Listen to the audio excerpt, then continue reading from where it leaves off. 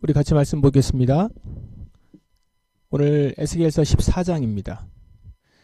오늘 우리가 읽는 본문으로서는 에스겔서 13장부터 우리가 읽게 되는데요. 13장과 14장은 유사한 주제를 대상을 달리하면서 전하고 있습니다.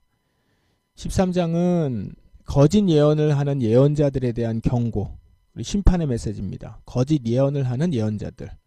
그리고 14장은 그 거짓 예언을 바라면서 참 예언을 받아들이지 않으려는 이스라엘 백성에 대한 경고와 심판 메시지입니다. 그러니까 하나의 큰 그 소재는 거짓 예언에 대한 것이고, 그거를 하는 예언자들, 그리고 그것을 바라면서 참 예언을 받아들이지 않는 백성들, 13장, 14장에 걸쳐서 차례차례 이렇게 경고하고 심판합니다. 그래서 13장 여러분 읽으실 때 그걸 염두에 주시고 보시기 바랍니다. 결국 거짓 예언이 지금 공동체 안에 만연하고 있다라는 것이죠. 이것이 고쳐지지 않으면 이스라엘은 망하는 길로 갈 것이다 라는 겁니다. 에스겔은 지금 바벨론의 포로로 와 있는 상태입니다. 근데 하지만은 아직 유다가 완전히 망하지는 않은 상태, 그런 상태입니다. 유다 백성들이 바벨론에 의해서 포로로 잡혀간 것은 총 3번에 걸쳐서라고 지난번에 우리 금요기도 때 다 말씀드렸는데요. 두 번째까지는 아직 남유다가 완전히 망하지 않은 상태였습니다. 첫 번째, 두 번째는 완전히 망하지 않은 상태에서 볼모로 잡아간 거죠. 에스겔은 두 번째 2차 포로로 잡혀왔고요. 그때 이제 유다는 시드기야가 왕일 때입니다. 그러니까 바벨론이 꼭두각시로 세운 왕입니다. 에스겔은 그래서 예레미야하고 동시대에 활동했던 예언자입니다. 그걸 기억하시면 좋겠어요. 한 사람은 바벨론에서 포로로 잡혀와 있는 상태에서 예언자로 활동을 했고, 또 한 사람은 유다에서, 그러니까 예레미야는 유다에서 활동을 한 거죠. 내용들을 보시면 에스겔은 예레미야를 알고 있었던 것 같고, 예레미야는 에스겔을 알고 있지는 않았던 것 같습니다. 하나님은 동시에 여러 예언자들을 곳곳에서 세워서 유다 백성들을 깨우려고 하셨다라는 것도 이런 배경을 통해서 우리가 좀 생각해 볼 수 있습니다. 이 시간은 14장을 우리가 묵상하게 되는데요. 먼저 14장은 세 부분으로 좀 나눠볼 수 있습니다. 크게 세 부분으로 1절에서 11절, 그리고 12절에서 20절, 그리고 21절에서 23절, 이렇게 크게 좀 세 부분으로 나눌 수 있겠습니다. 먼저 첫 문단 1절에서 11절을 보면 이스라엘 장로들이 에스겔 앞에 와 앉습니다. 나와서 앉았다라고 하죠. 1절에 그렇게 나옵니다. 근데 하나님은 그들을 보면서 자기 우상을 마음에 들여서 죄악의 걸림돌을 자기 앞에 둔 자들, 이렇게 폭로하십니다. 3절 보십시오. 사람아, 이 사람들은 마음속에 우상을 만들어 섬기고 악하고 걸림돌이 되는 것들을 앞에 놓고 절하는 자들이다. 이런 사람들이 내게 찾아온다고 내가 만나줄 수 있겠느냐? 마음속에 지금 우상을 품고 있대요. 그러니까 내가 원하는 바, 내 욕심, 탐욕, 이런 것들이 그대로 도사리고 있는 것이죠. 그리고 그걸 이뤄줄 거라 믿는 우상들을 만들어 섬기고 있습니다. 그래 놓고 에스겔 앞에 와서 지금 앉은 겁니다. 하나님의 뜻을 묻는다고 지금 나온 거거든요. 하나님은 그거를 알고 그들을 그대로 두지 않겠다라고 말씀하신 것입니다. 하나님은 거짓 예언을 바라는 백성이나 거짓 예언을 하는 모두를 심판하시겠다라고 말씀하십니다. 특별히 9절에 보면 만일 어떤 예언자가 유혹을 받아 예언하면, 이렇게 나오죠. 이런 구절이 있는데 예언자가 유혹을 받았다라는 겁니다. 그러면 예언자가 유혹을 받는 상황이 뭘까요? 민수기에 나오는 발람 예언자 같은 경우일 겁니다. 권력자들이 돈을 주고 그리고 권력을 주고 그러면서 자기가 원하는 예언을 해달라고 하는 거죠.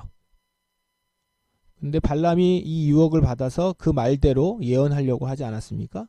결과적으로는 하나님이 막으셔서 못했지만 이런 경우일 겁니다. 유혹을 받아서 예언하는 것. 그러니까 그가 유혹을 받아서 여기 뒤에 보면 나 여호와가 그를 유혹하여 예언하게 한 것이다. 그러니까 하나님의 시험대에 놓여 있는데 시험대를 넘어가지 못했다라는 거죠. 그런 자는 심판을 받을 것이며 그 예언을 받아든 백성들도 동일하게 죗값을 받을 겁니다. 사실 거짓 예언을 받아들인다는 것 자체가 이미 심판의 자리에 들어선 것 아니겠습니까? 회개하지 않는 거죠. 자기가 원하는 걸 갖는 거니까요.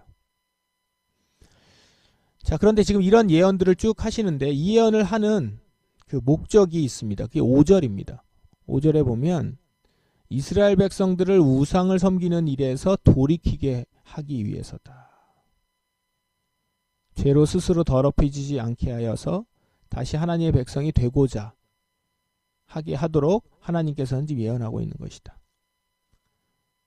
그런데 결과적으로 안타깝게도 장로들이나 백성들은 모두 정신을 못 차리죠. 그래서 결국 완전히 망하게 됩니다. 지금 포로로 잡혀와 있고 볼모로 잡혀와서 그만큼 지금 자신들이 무엇인가 크게 잘못했다라는 것들을 깨닫게 되고 그리고 이것을 정말 너희들이 잘못해서 그리고 너희들이 우상을 섬겨서 이렇게 여기에 온 것이다 라고 예언과 경고가 계속 주어졌음에도 불구하고 여전히 정신을 못 차리고 있는 그런 백성들과 장로들입니다. 그리고 유다 현지에 사는 사람들이기도 하죠. 자, 두 번째 문단은 12절에서 20절인데 여기에는 네 가지 심판이 나옵니다. 쭉 보시면 네 가지 심판이 나오는데 13절에는 기근이 나오고요. 15절에는 사나운 들짐승, 그리고 17절에는 전쟁, 그리고 19절에는 전염병이 나옵니다. 이것들을 보내서 사람과 짐승을 멸망시키겠다. 사람과 짐승이 다 몰살되겠다라는 겁니다. 네 가지가 나오거든요. 네 가지 네 재앙 구조. 이건 여러분 신약에서 보면 요한계시록에 이렇게 돼 있죠. 네 가지 재앙이 쭉 나오는 장면이 나오거든요. 그러니까 시기적으로 보시면 아시겠죠. 계시록이 에스겔의 구조를 따르는 것입니다. 따르고 있다라는 걸 알 수 있습니다. 그래서 예언서들을 쭉 읽고 나중에 여러분들이 맨 마지막에 있는 계시록, 요한계시록을 보게 되면 요한계시록이 그 유다가 멸망하기 전에 예언서들에 대한 내용들을 따르고 그 구조를 따르고 있구나라는 걸 알 수 있을 겁니다.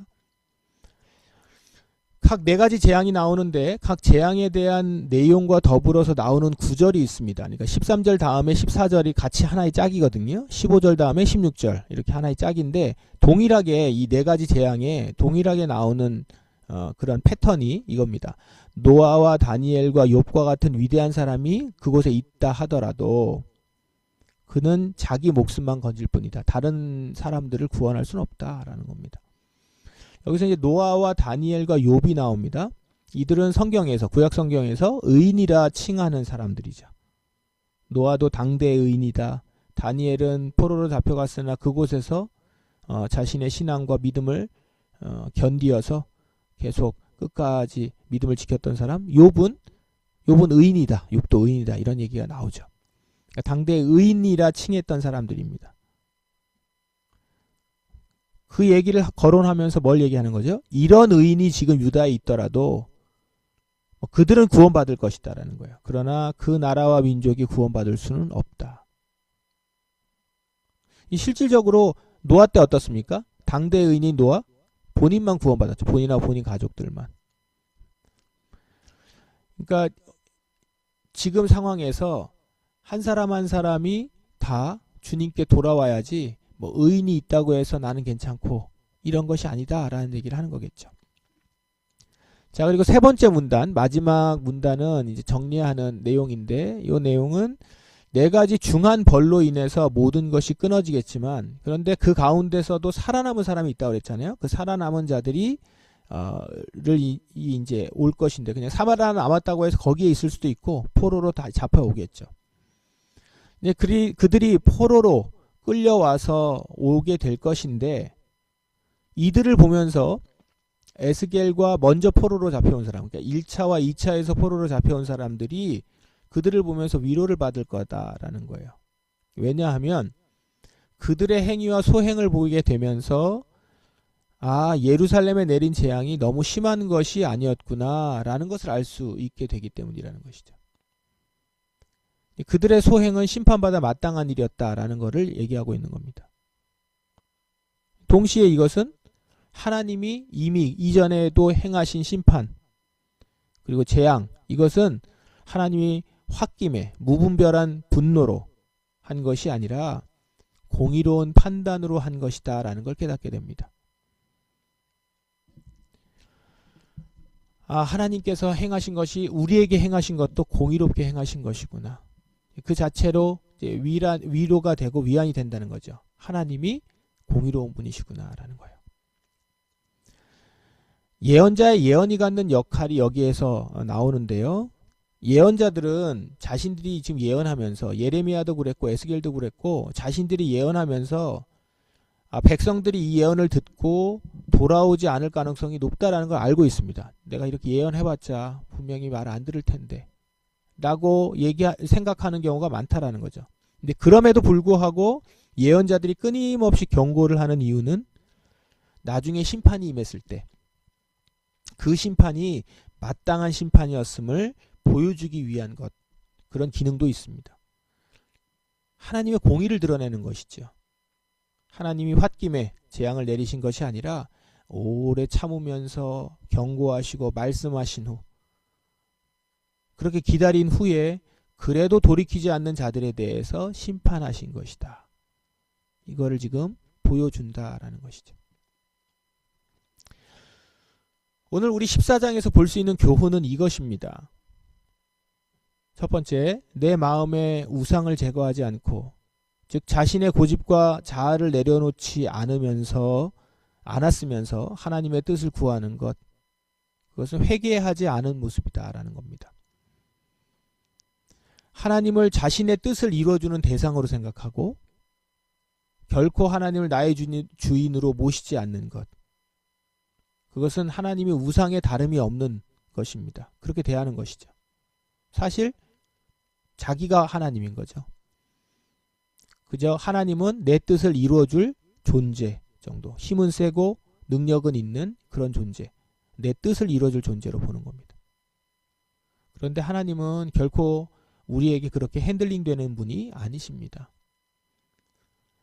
그러므로 지금 오늘 말씀을 보면서 내 모습을 돌아보셔야 합니다. 우리는 이 시간 뭘 듣고 싶은 건가?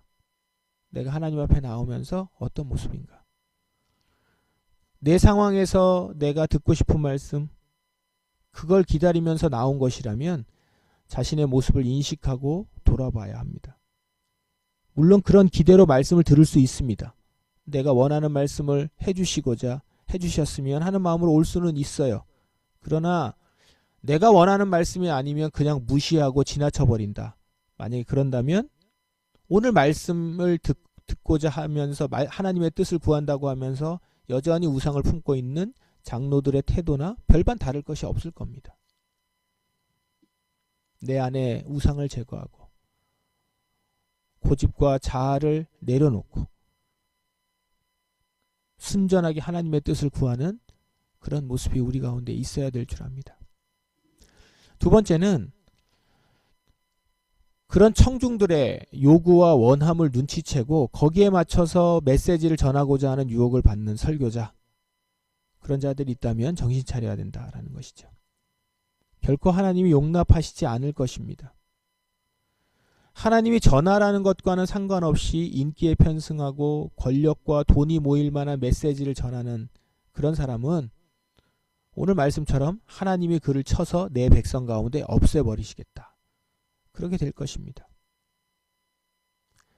이러한 메시지, 이렇게 유혹을 받아서 전하는 메시지, 전해서도 안 되고 그걸 들어서도 안 됩니다. 둘 다 자기의 죗값을 받을 것입니다. 오늘 우리는 전하는 자도 깨어 있어야 하고 듣는 여러분들도 자신을 돌아보아 깨어 있어야 합니다. 세 번째로, 모두는 각자 자기 신앙으로, 자기 행동으로 하나님 앞에 서는 존재입니다. 다른 사람의 신앙, 교회 역사, 전통, 지도자의 경건, 이런 것에 기대어서 죄를 덮을 수도 없으며 각자 하나님 앞에서 개인적으로 회개하고 책임지는 그런 존재다라는 겁니다.